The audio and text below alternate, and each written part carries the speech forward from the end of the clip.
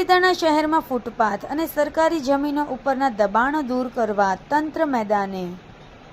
પાલિતાણામાં રાહદારીઓ અને વાહન ચાલકો બંને માટે ટ્રાફિકને લઈ ક્યાં ચાલવું એ બહુ મોટો પ્રશ્ન રહ્યો છે અને રસ્તાઓ ઉપરના દબાણો હટાવવા કાયમી માંગ પણ થતી રહી છે।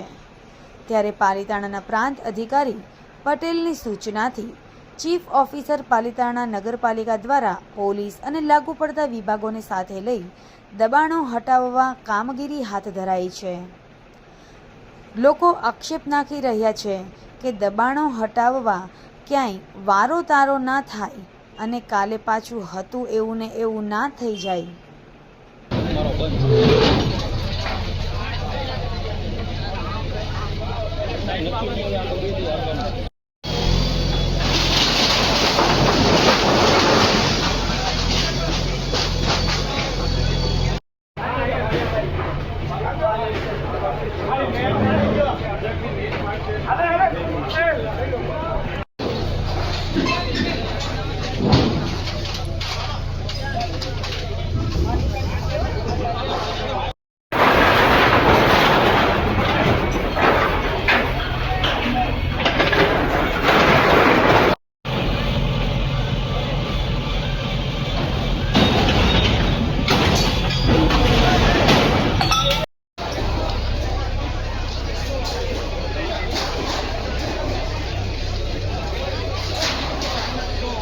ओके साहब, आपનું નામ?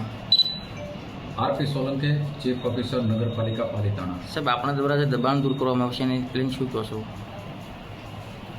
દબાણ દૂર કરવા માટે પાલિતાણામાં છેલ્લા 2 વર્ષથી ઘણી બધી જગ્યાએ ગેરકાયદે દબાણો ઊભા થયેલા હતા। ખાસ કરીને તળેટી રોડ ઉપર, ભૈરવનાથ ચોક સુધી, ત્યાંથી બસ સ્ટેન્ડ રોડ સુધી અને તળાજા રોડ ઉપર આ બધા વિસ્તારોમાં દબાણો, ગેરકાયદે દબાણો ઊભા થયેલા છે।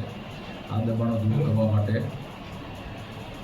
પ્રાંત અધિકારીશ્રી તરફથી તેમજ વડી કચેરી તરફથી સૂચનાઓ મળતા આ કાર્યવાહી હાથ ધરવામાં આવી છે।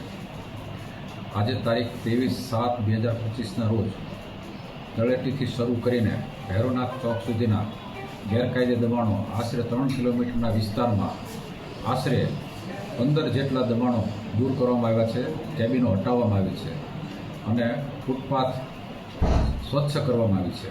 આ ઝુંબેશ કેટલા દિવસ ચાલશે સાહેબ? આ ઝુંબેશ હજુ એકાદ અઠવાડિયા સુધી ચાલવાની ગણતરી છે, કારણ કે હજુ પાલિતાણા શહેરની અંદર bus stand road, Vadiya road, જૂની મામલતદાર કચેરી રોડ, તલાજા રોડ અને જૂની મેઇન બજાર આટલા વિસ્તારો બાકી છે। આ વિસ્તારોમાં યોગ્ય સમય અને યોગ્ય તારીખ પસંદ કરી દબાણો હટાવવાની કામગીરી હાથ ધરવામાં આવનાર છે। સાહેબ, કોની સૂચનાથી દબાણો દૂર કરવામાં આવે છે?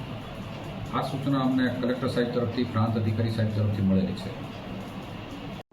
સમાજ માટે, સત્ય માટે, સત્યપૂર્ણ સમાચાર પ્રસારણ આપના મોબાઈલ પર તરત જ લાઈક કરો, શેર કરો અને સબસ્ક્રાઈબ પણ કરો અને હા, ઘંટડી વગાડવાનું ન ભૂલશો। આભાર।